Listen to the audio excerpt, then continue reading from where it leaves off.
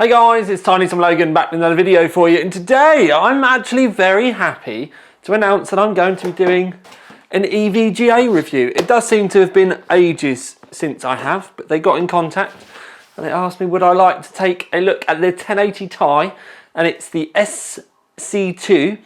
There are a couple of the SCs, there's the SC and the SC2, but it's also the one with the new iCX cooler on it. But they've also sent the power link connector as well, which moves your power cables around from the top of the card down to the back. So that's going to make a nice touch. We will take a look at that. And there's a lot I want to say about this cooler, because obviously there was a lot of problems with the 1080 with some overheating power regs and stuff like that. And normally a company would have shied away from that sort of thing, but EVGA didn't announce it. They also sent a fix out. But rather than, again, hoping it would have gone away and just left a little plate on this one and made sure the next model was all right, they've actually gone a step forward again. And this is absolutely covered in thermal probes. They've gone overboard on the cooling. It's a really, really positive thing. And the reason why I was kind of stuttering is because I want to save a lot of my thoughts on this for the conclusion. But the reason we are here is the packaging with EVGA stuff. It can be a lot better than some of the other manufacturers where you kind of open it and there's nothing else in there. So I do want to share this with you, but I do also want to say it's May the 4th, and hence the t-shirt, and remembering Leia and the sad fact that she passed away since the last one. So that's the reason why the t-shirt's on. But also, I've not tested this or anything yet, so the old clothing attire may change throughout the video. But anyway, what we need to do is I need to tell you that this is £779. So it's about £70 above one of the very, very basic 1080 Tis that you can get out there. But it does come with healthy clocks, a crazy cooler in that they've gone full board on it, custom PCB. There's a lot of good positive things to be said about this. To be honest with you, there's a lot to be said about it full stop, because there's so many things on it. But anyway, let's delve into the packaging. They really are quite special, really, in that with what you get inside. It does genuinely deserve, for want of a better term, a box opening. So when we first get greeted, you get a couple of things here, and the first one, oh, there's two things, it's all wrapped up. So you get some rather massive stickers to put around your desk or your room or your gaming den. They're quite big though, so I'd avoid putting them in or on your PC unless you're going for a sticker bomb effect. And then there's actually, I'm pretty sure this is going to be, yeah, a poster. And as you can see, it's almost the size of my my gaming desk. My filming desk, and it says arm yourself with EVGA. So you get a big old, oh, don't fold it, I was gonna ruin it. No, look, rookie error. Right, unfold it again. Yeah, let's get this sorted out. Oh, it's all going to pot. So massive poster, perfect for your room or something like that, like I said. Then you get your manual, driver CD. There is an EVGA badge. Now you could get away with making this classy on the outside, or maybe putting it somewhere subtle on the inside. One thing I've always hated personally is when you see lines of badges along the front of cases. It just looks like one of those horrible cars that looks like they've reversed through Halfords and picked everything up along the way.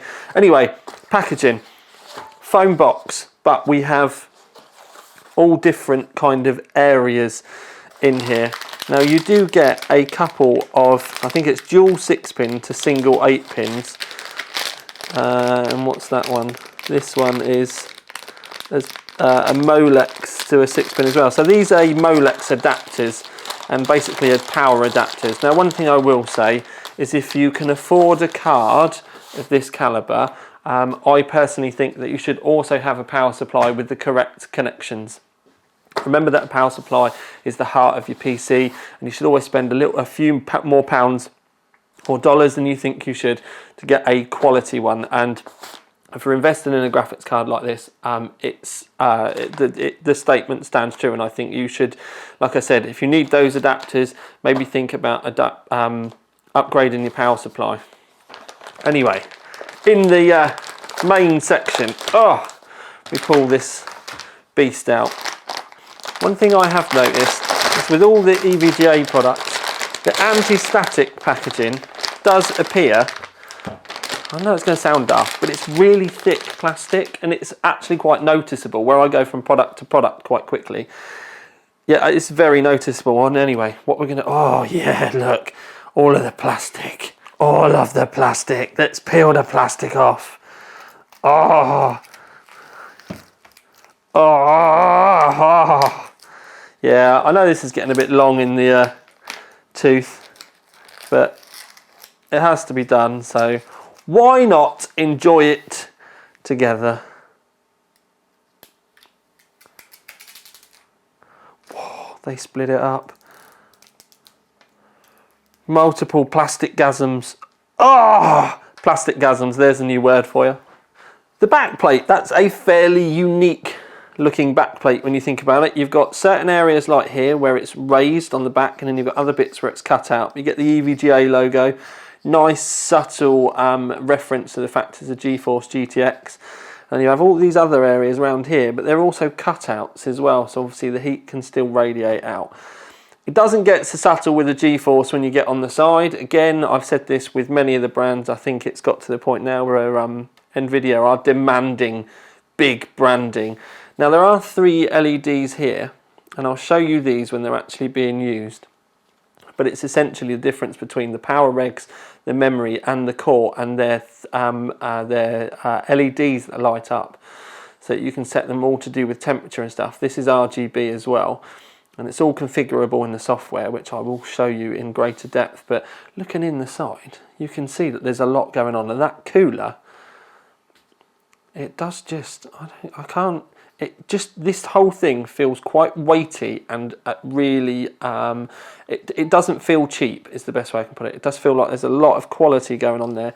It feels sturdy as well. I was expecting this top, and by the way, you can get elite versions of these tops where if you order your graphics card direct from EVGA on the website, you can get different colours. So this one is obviously a gunmetal grey, fits in with a lot of systems. It's obviously the one that they're going to want to send out to like shops and stuff. But you can get white ones, blue ones, green ones. I think there's a red one as well. So there are options. I mean, obviously, because of the way I am, I would love a white version of this card. But carrying on, looking all inside, but even these little touches are really quite nice. If you've got a vertical GPU stand, it's going to show it off really nicely. But it does, I can't get over how heavy and how much is going on with this card. Now normally when you see little arms like this and all things inside, they feel creaky and cheap, and this is so solid feeling. I'm genuinely surprised. You can get another glimpse there of the cooler and all underneath. Now I am going to strip the card down to show you on camera, but I always like to do my testing first, and this is our first look. Round the back, let's have a look. Display port. Is this HDMI? Yes, that's HDMI. Is that another HDMI? No, we've got 3 display ports on the back. So those of you out there that are like me, for example, and you've got like triple screen or quad screens, that's all good. If you are VRing and you're worried about connecting your headset onto the back while I'm talking about putting these back in, it's actually quite easy for you to get a DisplayPort to a HDMI adapter, so don't fret. And then you do get the DVI on the back for those of you out there still using those on an older monitor. You do get a couple of SLI ports over here. This is actually rubber, look. Normally they're just horrible plastic. It's almost a shame that you have to take them off. I suppose you don't need to because it can cover it up kind of nicely. But yes, with my watch keep pinging away, we do have a 6 and an 8 pin power over here, but they did send me this. So we'll have a look at this as well. And I haven't got my knife with me because I am such a pro. So I'm just going to battle my way into the packaging. Now it does say that it works with multiple layouts, and I'm assuming that these move because, like I said, I've not used one of these before. Oh, I see. So you can adjust them. Okay, right, okay, so I'm not going to be able to do that without stopping the camera. In here as well, you get the 6-pin connector. You can see that you've got the 2 clips here and an Allen key, and that's so that you can remove the 8-pin if you need to. You can also move it up and down so it lines up correctly. So I'm not going to bore you with doing it. So you pretty much fit the plastic clips into your graphics card, then get the top placed in, pull it in nice and tight where you want it, and then you can use the Allen key to do them up so that they bite in properly.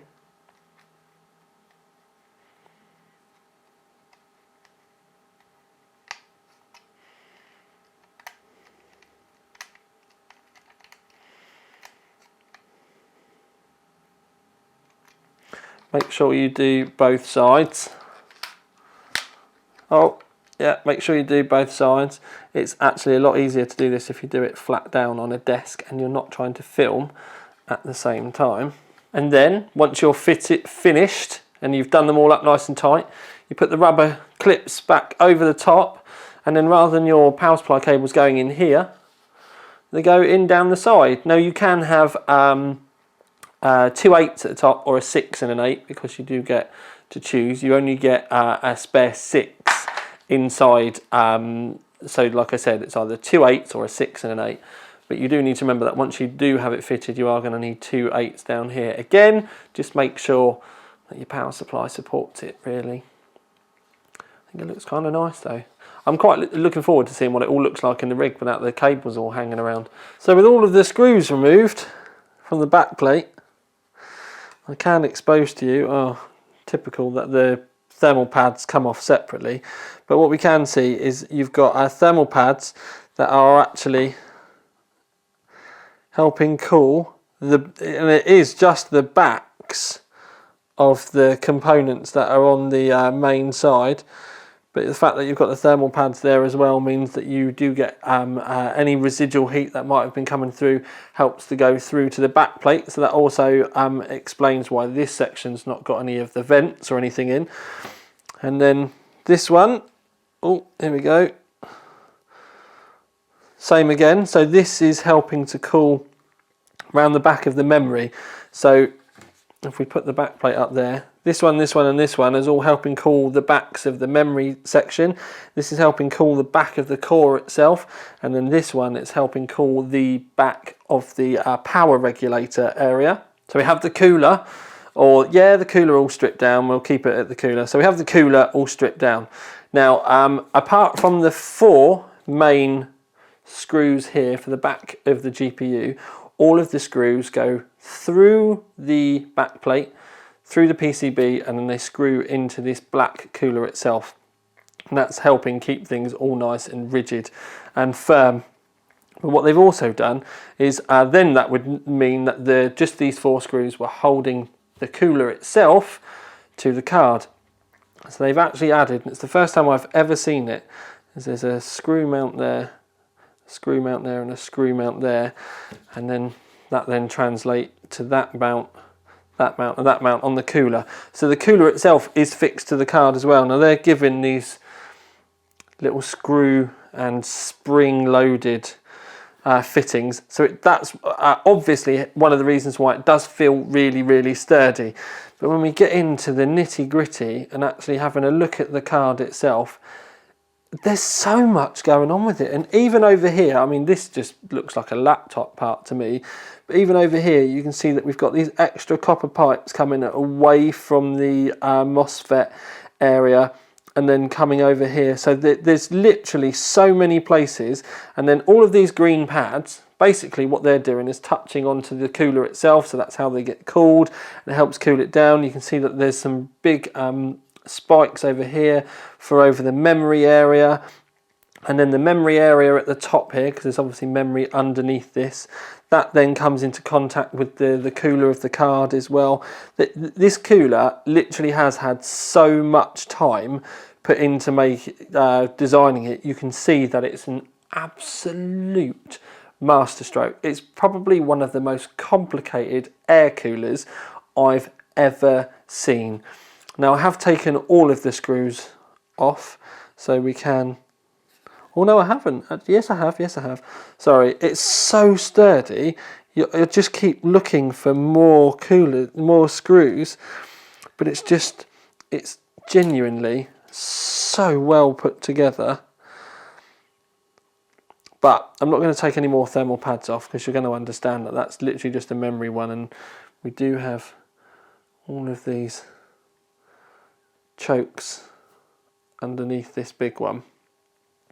Let me get it on straight because it was put on so pristinely, but there is your bare naked ladies PCB.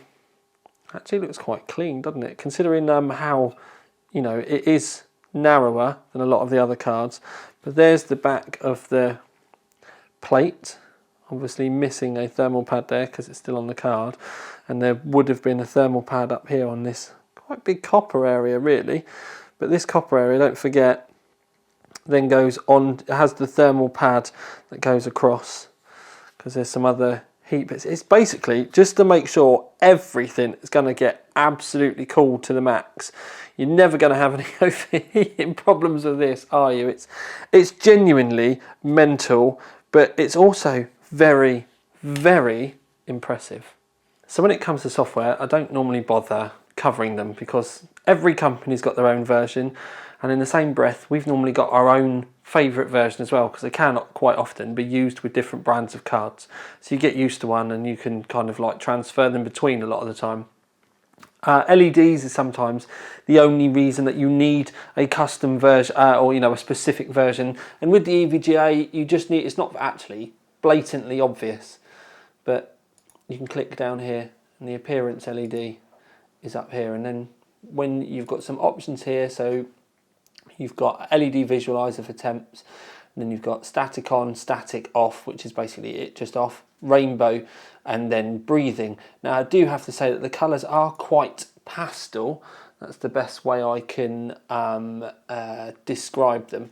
So with the rainbow on and then flicking through, it's probably the easiest way for me to show you the colours. They do come out feeling relatively pastel-y. The red is one in particular that I noticed. I was having difficulty getting a real deep, intense red. Probably needs a little bit more fiddling with. It's just compared to some of the other colours that you can sometimes have in your systems. Yeah, I think pastel's the best way to describe it. There's lots of other stuff that we can mess around with in here, but the most important one, and it's one that I really like, is the thermal LED. So you've got the LEDs down near the power switches, which I pointed you out before. Now, just the fact that you can have them set so that they're blue, green, and then red is epic. So it's a real easy visual indicator. But the thing is something I've been saying for a long time. Sometimes you might want them to just be one colour, but you can actually set the thermal threshold, you can actually set the colours yourself. It's totally and utterly customizable. So they're only there and they're only tiny, but like I said, if you've got a specific theme going on in your system, those blue LEDs, or green as they are most of the time, might actually ruin it. So you can change them to whatever colours that you want, white, red, I don't know, and then go blue when things are going crazy, so they'll pick up and you'll notice them.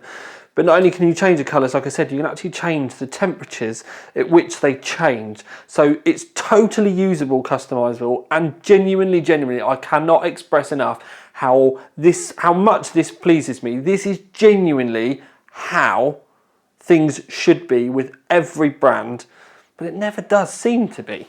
So other things with the software, just to let you know, I mean, you've got the clocks and stuff that are going around the outside, and these actually change colour with the colours of the LEDs that I've just shown you. And if you did change them to red and blue, for example, they change here, and that all does it as well. You can set the priority for your power.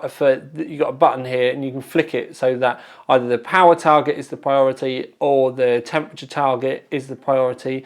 Over here, you've actually got a selector where you can change independently the front or the rear fan. So you've basically got the GPU fan or the power fan, and that can be done here. You can link them so that they spin the same if you want as well. You can also set up custom fan curves. Although we need to move the camera so that you can see that. There's a lot of things that you can tweak and play with to tune your card to exactly how you want. So there are a lot of options in there. The main one really that I wanted to show you was the LED customization.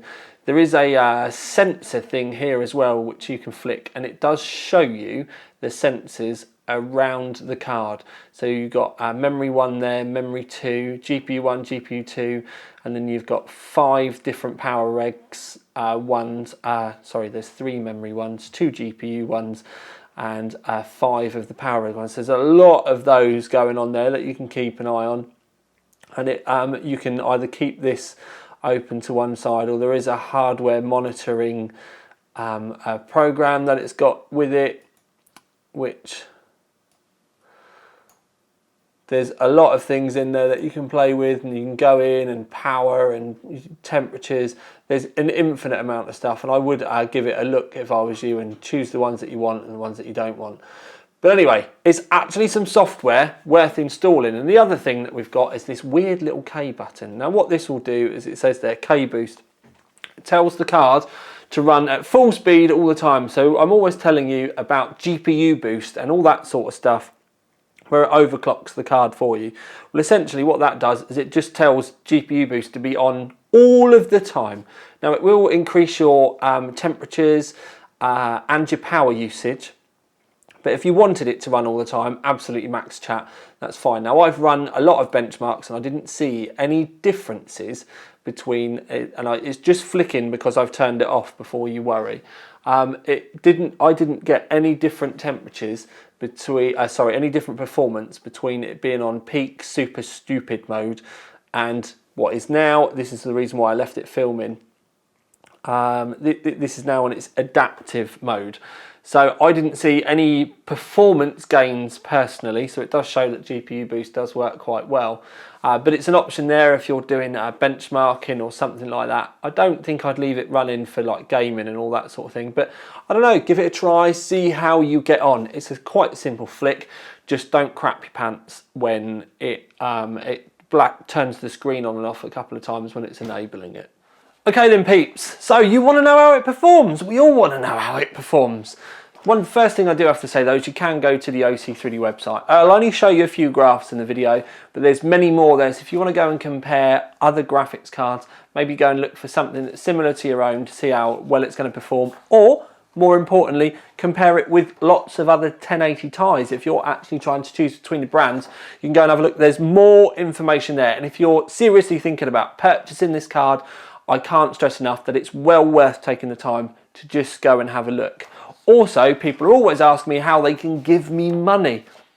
Go and have a look at the website. That's it. And that's not go and have a look at the website for where you can give me money. That's just go and have a look at the website rather than giving me money. Or make sure your ad block's turned off. Yeah, you know, bit of both. Anyway, so most important thing, card, performance and all that sort of stuff. Now, when it came down to clocks, you got the SC and the SC2, so it's the second notch up, but the actual base clocks aren't amazing. But hang fire, that's not a negative point, stick with me. So it comes with 1557 megahertz on the GPU clock and then 1671 megahertz on the boost. But as I've tried telling you before, that's only half the story, because of the GPU boost is basically an auto overclocking feature. If you hit the K button, the K boost, then it just turns the GPU boost on all the time. But essentially this then boosted up to 1974 megahertz as a peak. That was its maximum peak that it did by itself. And then the average, which is actually very important as well, was 1891 megahertz. Now, with the magical graph that we've got here, it does actually mean that it's actually above the MSI Gaming X, which amazingly costs more than the EVGA. But the other thing to keep in mind here is the MSI has a higher base and boost clock than the EVGA. Yet the EVGA, even though it was lower out of the box, then the GPU boost actually pushed it that little bit further. It could mean that the actual silicon at the center of this card is slightly better, not necessarily binned, but it's a slightly better one.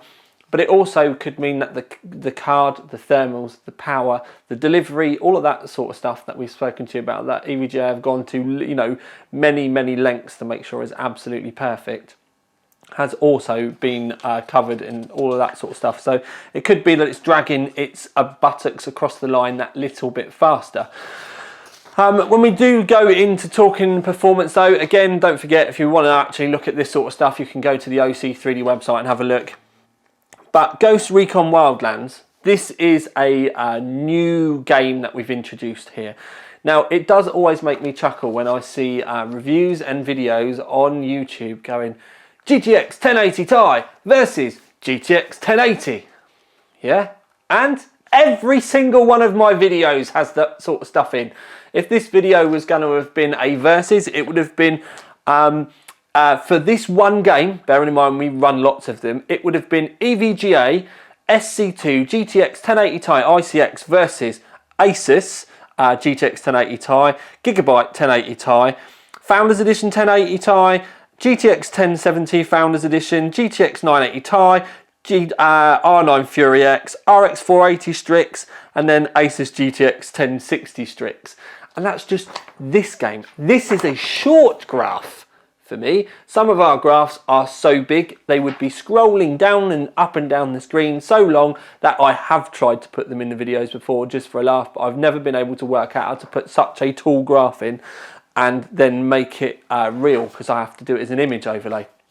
But anyway, so you get a lot of information in these graphs, and like I said, this one here, you can see that it's only, in this one, it's only been beaten by the overclock SLI, because it's obviously two cards and it did relatively well when we stuck the second card in.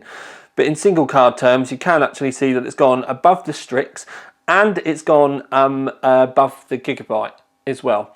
Now, a lot of the times you do need to consider the passage, because the driver passage, it sounds naughty, but it's just because drivers can get better with time, and we obviously can't test all of this stuff every single review, but it does give us a fairly good ballpark figure.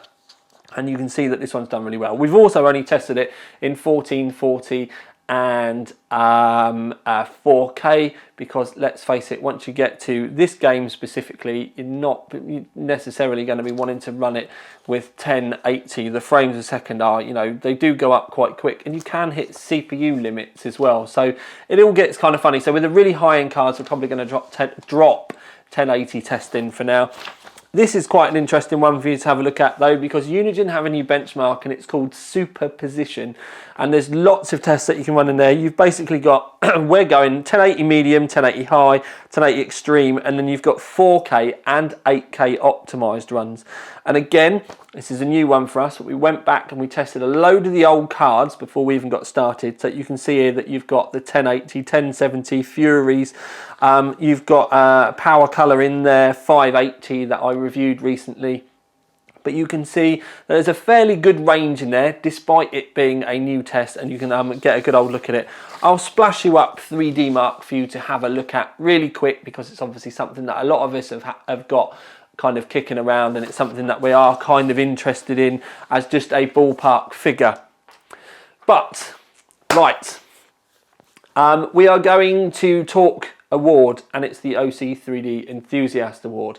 But I do need to make a massive shout out at this point, and that's kind of about how they've gone about stuff. Because let's not forget, there was a lot of drama with EVGA the last time around, where there were some issues with some of the 1080s. Now I say some issues with some of the 1080s because it wasn't all of them. I'm not going to stick up for them or anything, because I'm going to keep it kind of real like I normally do. They had an issue with the BIOS. They had an issue with the BIOS where it could make the card pull more power through the power regs than they were particularly happy with. And if that had been done and the fan profiles had been better, then they wouldn't have had any problems at all. But essentially what happened is there were some power regs without any cooling plates or heat sinks or anything over the top, and they were just reliant on the fans above to keep them cool. Because of this glitch in the BIOS with pulling too much power and them not having the heat sink over the top, there were cards that were failing, MOSFETs popping, when they pop, they're loud, and you know, overheating, cards burning out. Right, so EVGA, what did they do with those 1080s? They sent people out heat sinks, they sent people out so that they could add them in, increase the cooling. They sent out BIOS revisions, all the problems were fixed, people got new cards, bish, bash, bosh. You'd think that would be all right. They think they would have wanted to have swept it under the rug. Well, I think you can tell with this card, with the amount that they've done, is they've not kind of necessarily hidden away from that problem. I think what they've done is they've hit the problem square in the face, and they're just trying to show people that there's absolutely A, nothing to worry about, but B, that they genuinely want to make amazing products. And they've gone, yes, we made a mistake. This is our answer. So if you would be worried about stuff like that happening again, we've put you 9 thermal sensors on the card. We've put, let's face it, that fuse is only there so if there was ever a problem, the fuse will blow before there's any component failure. Yes, you do still have to go and get it RMA'd, but the thing is it's there so that rather than you having a mini fire in your rig or a MOSFET popping off and, you know, huge claps and bangs in your system, sometimes it can look like mini electrical storms, the fuse will pop instead. Now, you may be now thinking that they're like, oh, it's just because they're expecting it to happen again. Those things happen with every brand. You're going to get component failure no matter what brand you are. You're also going to get, you know, less than talented people maybe handling and trying to overclock your kit. Let's face it, I could be one of those less than talented people some days when, you know, I'm tired, you know, or I'm in a stress or something like that. We all, every single one of us could be that person at any point in our gaming stroke PC master race career, if you want to call it career, journey, whatever you like. But anyway, so they banged that fuse on there. So rather than it making your, you know, waste fall out your rear end, a bit like Clarkson would talk about, the fuse will pop in a silent manner and the rig will just shut down. And so because, you know, the card will then be dead and you'll have to get it renew, you know, RMA'd, all that sort of stuff. But it's going to save you having that mini lightning storm or anything like that in your rig, having the absolute brown stuff scared out of you. So I don't think they could have really tried any harder to make the experience for the end user any better. So I genuinely at this point think EVGA deserves saluting, because I think it's an absolute masterstroke. Now, performance was really good, absolutely really good. It turboed really well to the point where even though the MSI had a higher base and boost clock than this one did, it still then GPU boosted higher than that and had a higher peak and average clock by about 50 megahertz. You're going to be wondering about overclocking as well. Now, you always have to remember with overclocking, people go, how much can you overclock it? It's going to depend how lucky you were with the Silicon Lottery, because some of the cards can do about 2100 megahertz, but normally it's 2050 to about 2075. And I've never really found any cards that have had great difficulties, you know, doing that. It's always going to be down to how lucky you are about the middle, because it's actually quite difficult to bin GPUs off before they're kind of built, and they don't come on the PCB, they just come as a, do you know what I mean? It's just, yeah. Anyway, so I personally think for me that GPU boost is enough. And you can go on and do little offsets and play around with it if you want. But to be honest with you, I would be personally more worried about decent temperatures and keeping, you know, my temps down, and also keeping things quiet. Now, temperatures on this with this cooler were great. 72 degrees, same as the MSI, despite the MSI being a bigger card.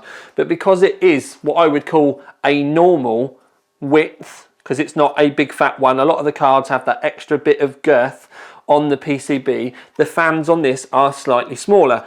So it wasn't the quietest GTX 1080 Ti that I've tested.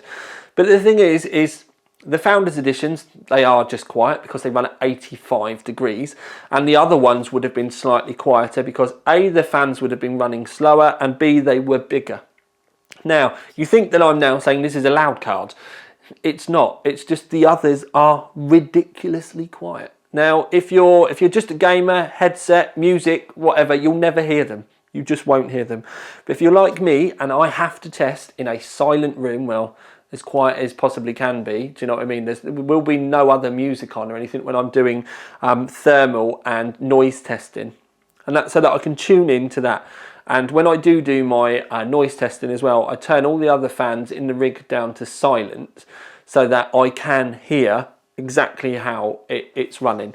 And it's quiet, yes. But could I hear fans? I could just about hear fans, yes. So keep that in mind. A lot of you, literally, you'll be like, what the hell was he on about? Never hear it. And you probably never will.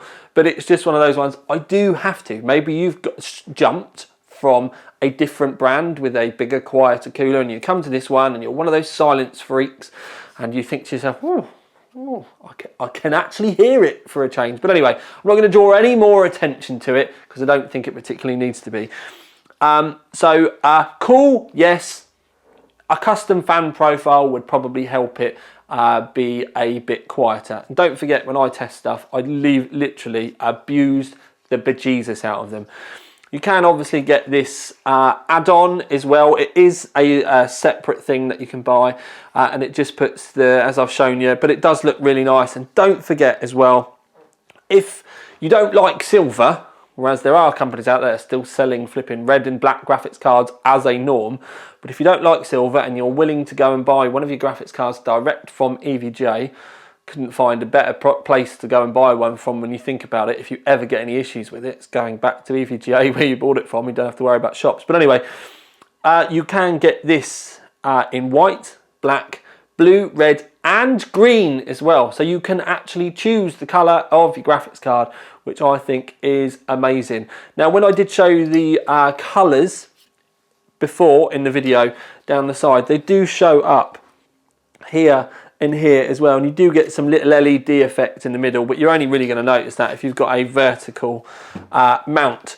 So lots to be said about the card. Absolute, without a shadow of a doubt, enthusiast award. It's a proper enthusiast card with all those thermal points on there that you can monitor. The fact that you can change all the colours, change the LED colours to anything that you want depending on what the temperatures are. Absolutely chuffing brilliant. The fact that they've gone and they've put that fuse on, they literally have gone to town with these new ones, and I literally, again, I salute them for it. I absolutely love it. So, OC3D Enthusiast Award, do I like it? You're damn right I do. If you're worried about the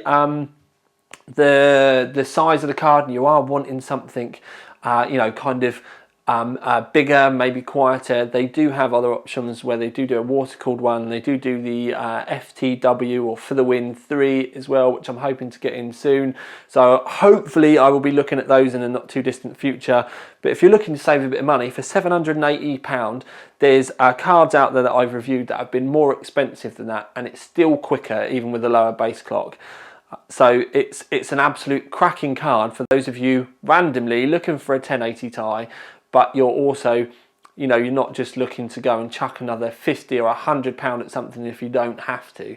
So absolutely love it. Also, the other thing that I haven't really thought about saying about yet is if you don't want to go and buy one of these direct from EVGA, this cooler, if you're willing to have a play around with taking stuff apart, this plastic would actually make a really good project if you wanted to paint it. I don't know about warranty. You would have to ask EVGA, but you can blame me, or you can tell them it's my fault that I put the idea in your head. Anyway, absolutely love this cracking little card. So yes, this has been Tiny Tom Logan with another video for you out. And it gets a ding, ding. Hang on a minute, you got two.